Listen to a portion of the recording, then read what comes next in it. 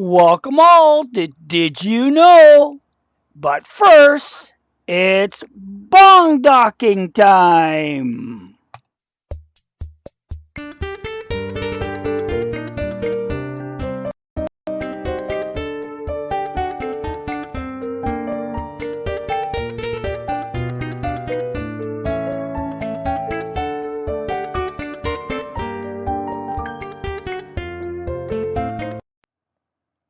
Welcome to Did You Know? Episode 13.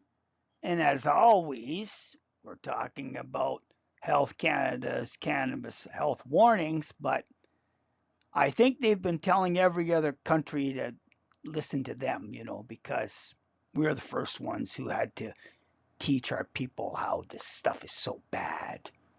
So let's find out what country we're talking about now. It's medical and commercial cannabis in Uruguay.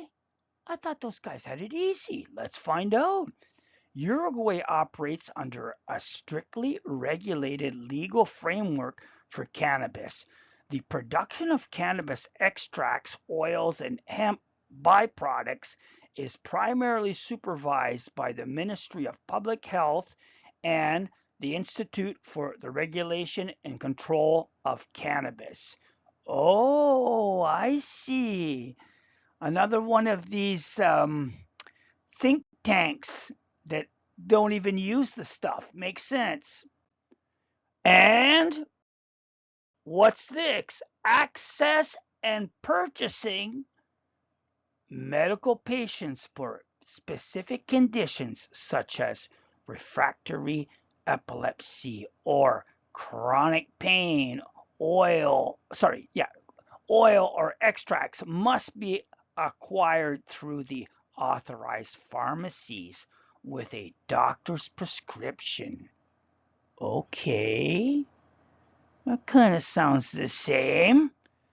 Adult use consumers, registered Uruguayans, citizens are permitted to buy limited amounts of government regulated cannabis flower at pharmacies, grow their own plants at home, or join registered cannabis social clubs. However, concentrated whole plant oils are generally restricted to the medical sector. Okay. That is kind of like us when we have our rec. They don't have strong fecal oil. But when we go to our medical, they don't have it neither. So you have to make your own. That's the only way. That's how we get it. Now, regulations and licensing. Decree number 246/021. Uruguayans updated its regulatory framework to allow local companies to produce and export semi finished cannabis products without complex paperwork, boosting the nation's role as a major production in Latin America. Oh, you're making deals to work with the other producers. Good idea. You got to cash in when you can.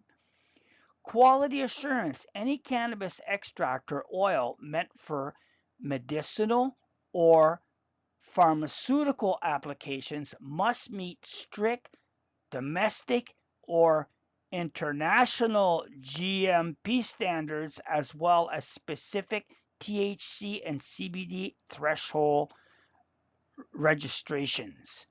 Okay, in other words, we're going to be told what we can provide and to what standard it has to be. Because if it's medical, it better be safe.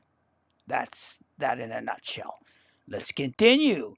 Regulations and licensing, industrial and export oriented producers. Companies like Terra del Fioni of whatever specialize in highly refined hemp extracts and full spectrum CBD oil other licensed producers process cannabis deregulate the deregulative for international and domestic medical use. Hemp byproducts beyond medical FICO, the local market also incorporates cannabis infused items such as traditional mate, CBD oils, and aromatic compounds. Okay, back to nature when it comes to the hemp stuff. Um, Leave it to the companies when it comes to CBD and THC, and that's as good as we can do it. Sounds good. Tea producers and products. Okay, what do they have, these guys? Diol from Aurora Cannabis. That's a Canadian company. Wow. One of the most notable full spectrum extracts produced in Uruguay. Aurora operates a GMP certified processing facility in the country, providing pharmaceutical grades of CBD oil for patients. Awesome. Use our technology, use our expertise, and everything's safe around the world. That's awesome. Recap on medical and commercial cannabis in Uruguay. Well, strictly regulated legal framework for cannabis. There's the adult use consumers that have to get their cannabis flower at pharmacies or grow their own. That's not a bad thing. As long as you can grow your own, it's not a bad thing. And of course, the medical patients, they have to ask for oils or extracts through a doctor's prescription. So that's kind of like us too.